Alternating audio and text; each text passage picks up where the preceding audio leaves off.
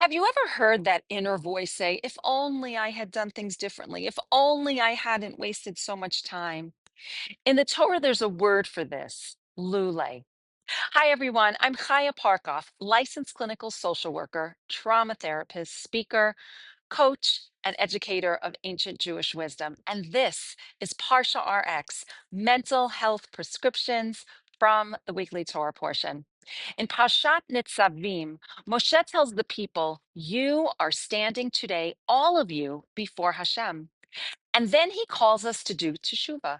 Return to Hashem, your God, with all your heart and all your soul. Teshuva is about coming home. But on that journey, many of us meet the voice of lulei. In the Torah, lulei literally means had I not or had not. Yaakov says to Laban, lulei, had not the God of my father had been with me, you would have sent me away empty handed.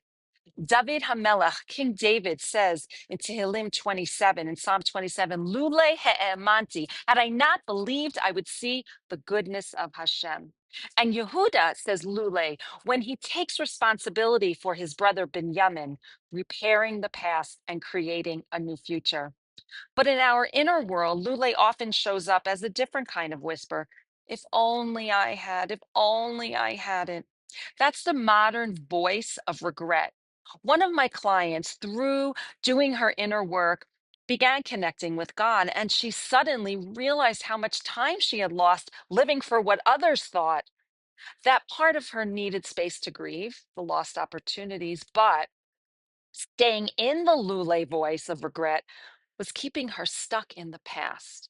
So here's the secret. In most of Tanach, in most of the Torah, lulei is spelled lamed vav lamed yud with a yud. But exactly twice it's spelled lamed vav lamed aleph with an aleph. And when lulei is spelled with an aleph, it contains the very letters of Elul.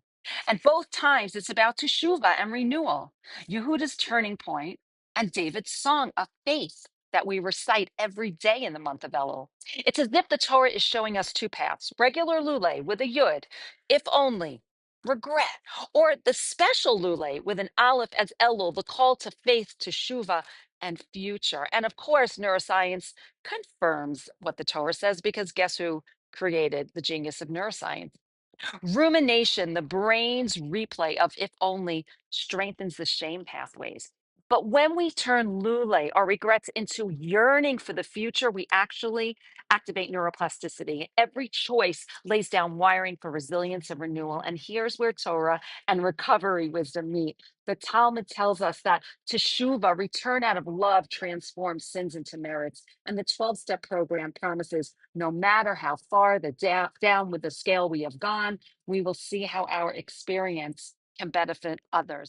Both are saying the same thing. The very parts of our past we thought were wasted can become fuel for healing, not only for ourselves, but for others as well. Our struggles don't just get erased, they get elevated, transformed into connection and compassion. And the Gemara in Yoma teaches when teshuva comes from love, even sins are transformed into merits. The very time we thought was wasted can actually be elevated, fueling our future. Rabbi Lord Jonathan Sacks of blessed memory said, to heal the past, you have to create the future. That is teshuva. That is Elul. That is life. And my dear teacher and friend, Elisa Bulow, said it like this: yearning for the past is regret. Elul is about yearning for the future. And the Yomim No'orayim, the high holidays of Rosh Hashanah and Yom Kippur, are there to help us move forward. So, what is our ParshaRx for this week?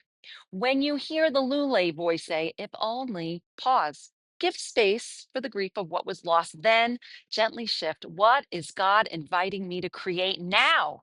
That step of yearning rewires the brain, redeems the past, and returns you to life.